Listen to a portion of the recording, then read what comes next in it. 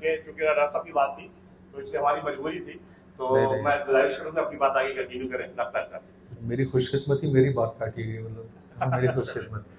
क्योंकि I was talking about physics, जब MBBS के स्टूडेंट्स आएंगे ना तो फिजिक्स का बहुत इंपॉर्टेंट रोल आने वाला है।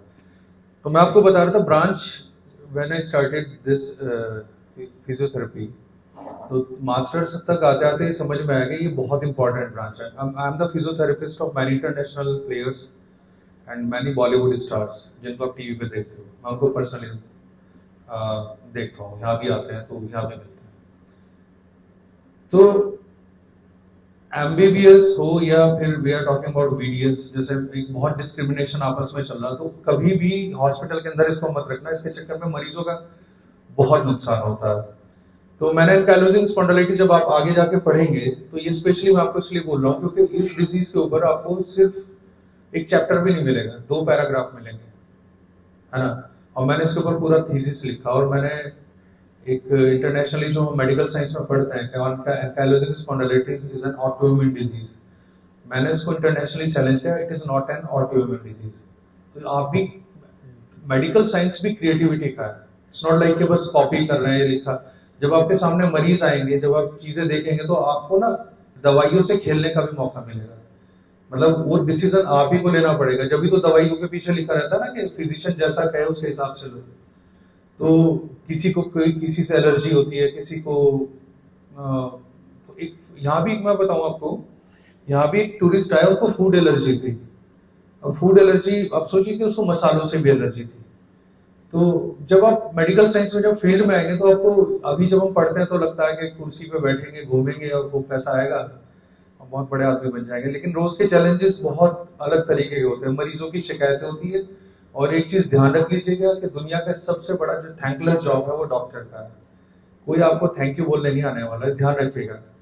तो मुझे किसी ने, मेरे उस्ताद ने, बड़े सीनियर ने एक चीज समझाई थी कि सर की चमड़ी मोटी कर लो जब आप इसमें आ गए, लोग जूते हो जाए, और ये होता भी है।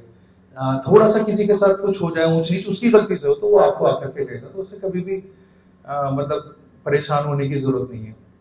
और मुझे लोग मेरे अवार्ड की वजह से, या फिर भाई ये भुवनेश्वर कुमार का फिजियो है या किसी का, लोग इसको, ये मेरा काम है, ऐसे आपको सबको अपना काम करना, दोनों को, है ना। कोई कमाल नहीं है, सब अल्लाह का कमाल है ना। तो मैं अपना काम कर रहा हूँ, मेरे से जो एक्सपोजर जिस तरह के लोगों में होता जा रहा है वो लोग आपसे जुड़ते चले जाएंगे।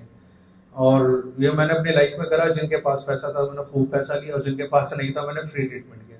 ये मेरा तरीका रहा। तो बहुत ज्यादा वक्त तो नहीं लूंगा मैं, क्योंकि बहुत सारे लोग हैं, और बोलो भी क्या क्या, मतलब ये चीज। तो एक 2-4 लाइनें कह के खत्म करता हूँ आप लोगों के लिए कि दूर से चलकर शेर, तनवीर भाई का होगा, मैं तो शेर के बगैर तो मैं माइक नहीं रख सकता। कि दूर से चलकर आने वालों अभी ना हिम्मत हारो, हाफिजो नासिर रब्बुल इज्जत हर हर दम पुकारो।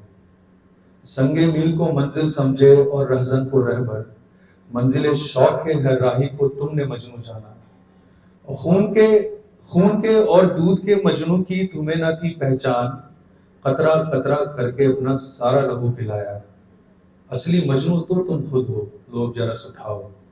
रात के बाद एक और अंधेरा खड़ा है पर फैलाए, सुबह भी मतला साफ ना होगा मौसम हाल सुनाए।